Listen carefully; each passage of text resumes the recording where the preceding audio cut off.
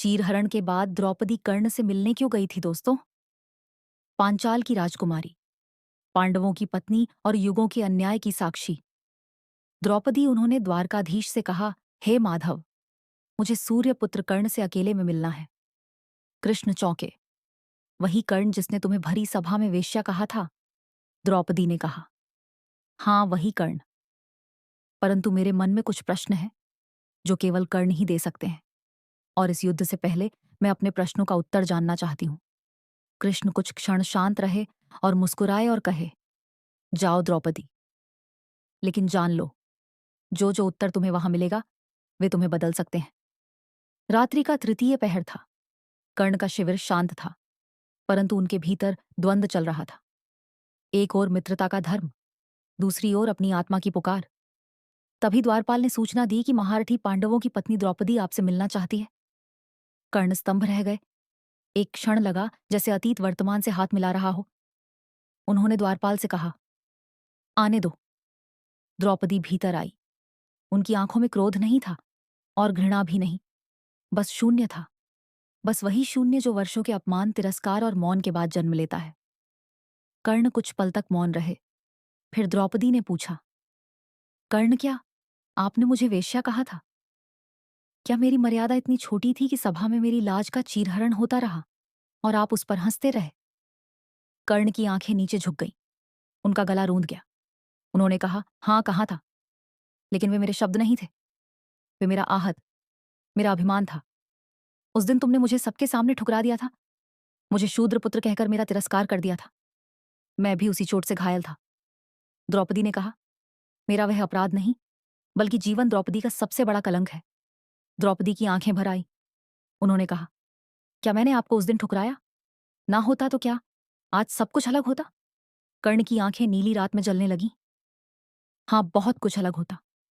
शायद यह युद्ध ना होता। शायद मैं अधर्म के पक्ष में ना खड़ा होता। शायद तुम मेरी अर्धांगिनी होती और मैं वह होता जो तुम्हारे सम्मान के लिए प्राण दे देता। द्रौपदी मौन थी। फिर उन्होंने पूछा, कर्ण, क्या आज भी आप मुझे उसी नजर से देखते हो?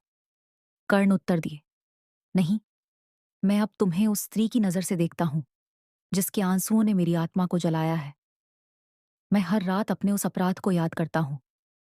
मैं सूर्य पुत्र होकर भी अपने कर्मों से कलंकित हूं। द्रौपदी के चेहरे पर करुणा फैल गई।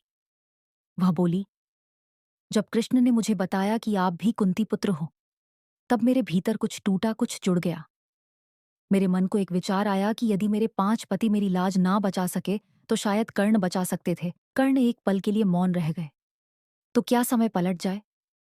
तो क्या तुम मेरी हो सकती थी? द्रौपदी की आंखों से आंसू बहने लगे। अगर समय मुझे अवसर दिया होता और आप अधर्म के मार्ग पर ना गए होते तो शायद, हाँ, मैं आपकी हो सकती थी। कर्ण के नेत्रों में पश्चाताप की आग दहक उठी। उन्होंने द्रौपदी के सामने अपना मस्तक झुका दिया। द्रौपदी, इस जीवन में मृत्यु से पहले अगर मुझे कुछ मांगने का अधिकार मिला तो मैं यही मांगूंगा कि तुम मुझे क्षमा कर दो। द्रौपदी ने उत्तर दिया, आपको क्षमा करना केवल मेरा अधिकार नहीं, यह उन सभी स्त्रियों का है जो आज भी किसी सभा में अपमानित हो रही हैं। पर मैं इतना कह सकती हूं कि यदि आप अधर्म का साथ छोड़ दें तो मेरे आंसू व्यर्थ नहीं जाएंगे। कर्ण उत्तर दिए, अब बहुत देर हो चुकी है। द्रौपदी, मैं अधर्मियों का नहीं हूं, मैं अपने वचनों का बंदी हूं। यह कहकर कर्ण बाहर निकल गए। रात के अंधकार में वे छाया की भांति विलीन हो गए। वो भेंट फिर कभी नहीं हुई। परंतु युद्ध के अंतिम क्षणों में जब कर्ण रथ से गिरकर मरणासन पर पड़े थे, तब कृष्ण उनके पास आए और कर्ण ने उनसे कुछ मांगा नहीं, बस एक प्रार्थना की, हे केशव, द्रौपदी के आंसू व्यर्थ ना जाएं। यह कथा समाप्त हुई, पर इसके प्रश्न आज भी जीवित है। क्या हम किसी के पश्चाताप को समझते हैं? क्या हम अपनी आहत अभिमान में दूसरे को घायल करना छोड़ सकते हैं? या क्षमा सबसे बड़ी विजय नहीं होती? यही है कर्ण और द्रौपदी की भेंट, नारी की गरिमा और एक योद्धा की अद्भुत गाथा गाथा। कुरुक्षेत्र का 17वां दिन था। सूर्यास्त होने को था। कर्ण का रथ कीचड़ में ढंसा था। उनकी सांस टूट रही थी। होंठ सूख रहे थे और उनकी आत्मा अतीत की धूल में कोई एक चेहरा खोज रही थी। द्रौपदी का चेहरा अर्जुन का तीर चल चुका था। कर्ण जमीन पर पड़े थे। घायल रक्त से लथपथ, परंतु उसकी आंखों में क्रोध नहीं, बस क्षमा मांगने की ललक थी। तभी कृष्ण जी उनके पास आए। कर्ण ने कांपते स्वर में पूछा, हे वासुदेव, क्या द्रौपदी जान गई कि मैं उसका अपराधी हूं और मैं पश्चाताप की आग में जल रहा हूं? कृष्ण मौन रहे। क्या द्रौपदी मुझे कभी क्षमा करेगी? कृष्ण ने उत्तर नहीं दिया, परंतु उनकी आंखों से 2 बूंद आंसू गिरे और कर्ण समझ गए कि क्षमा मिल गई है। परंतु उस क्षमा की पीड़ा उसकी मत्थे से भी गहरी थी। कर्ण ने एक अंतिम वाक्य कहा, हे माधव, जब मेरा प्राण मेरे शरीर को छोड़ दे, बस एक बार द्रौपदी को कहना कि जिस सभा में मैंने उसे तोड़ा था, उसी सभा का सबसे टूटा हुआ पुरुष मैं था। और इतना कहकर सूर्यपुत्र कर्ण ने अपनी आंखें मूंद ली। कुछ दिन बाद युद्ध समाप्त हो गया। शिविर में द्रौपदी अकेले बैठी थी और कृष्ण आए। धीरे से एक वस्त्र उनके हाथों में रख दिया, एक सोने की चंद्राकार ताबीज। यह कर्ण के पास था। मरते समय वो तुम्हारा नाम उसकी सांसों में बसा था।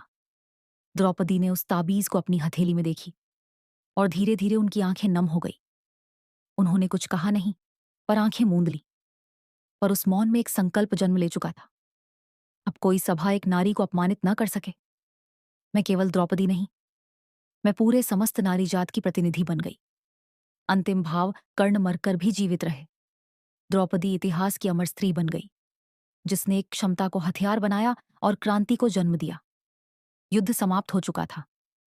कौरवों की सेना का अंत हो चुका था। कुंती विलाप कर रही थी। गांधारी मौन तपस्या में जा चुकी थी। अर्जुन शांत थे, लेकिन भीतर से बिलख रहे थे। युधिष्ठिर के सिर पर राजमुकुट था, पर भीतर से अपराध की जंजीरें पर एक हृदय था जो अब भी धड़क रहा था। द्रौपदी जानती थी कि युद्ध जीत लिया गया है, पर एक रथ लौटकर नहीं आया। वो रथ कर्ण का था। एक दिन जब हस्तिनापुर आकाश साफ था और राजमहल के बाहर मंद पवन बह रही थी, द्रौपदी ने कृष्ण से कहा, माधव, एक वचन चाहिए। तुमसे कृष्ण मुस्कुराए। द्रौपदी, मांगो जो मांगोगी, सत्य होगा। मुझे उस स्थान पर ले चलो जहां कर्ण मारे गए थे, जिस धरा पर उनका रक्त गिरा। मुझे उसे छूना है। कृष्ण मौन हो गए और अगले दिन सुबह रथ तैयार हो गया और उसी मार्ग पर द्रौपदी को ले जाया गया, जहां पर कभी कर्ण का रथ युद्ध भूमि के कीचड़ में धंसा था। रथ रुक गया। कृष्ण जी बोले, यही था वो स्थान जहां पर अर्जुन का बाण और कर्ण की नीति टकराई थी। द्रौपदी रथ से उतरी और धरती को छुई और उनका शरीर कांप उठा। उन्हें एक सपना सा आया, जैसे कर्ण खड़ा हो। उनके सामने शांत रथ की लगाम कर्ण के हाथ में थी, परंतु उनके रथ के अश्व अब भी नहीं चले थे। द्रौपदी ने पूछा, आपका रथ क्यों नहीं चला? कर्ण मुस्कुराए, क्योंकि तुमने अब तक मुझे क्षमा नहीं किया। द्रौपदी के आंखों से आंसू गिरने लगे। मैंने आपको क्षमा किया कर्ण, उस दिन भी जब कृष्ण ने मुझे बताया कि आप मेरे पति के समान हो। कर्ण ने धीरे से सिर झुकाए और धीरे धीरे उनका रथ आकाश में विलीन हो गया। द्रौपदी ने आंखें खोली और वह फिर कुरुक्षेत्र में खड़ी थी। धरती पर अब घास सूख गई थी, रक्त की जगह हरियाली थी। कृष्ण बोले, तुमने कर्ण को मुक्त किया। द्रौपदी, अब वो केवल वीरगति को प्राप्त हुए। तो मित्रों, ये थी द्रौपदी और कर्ण की कहानी।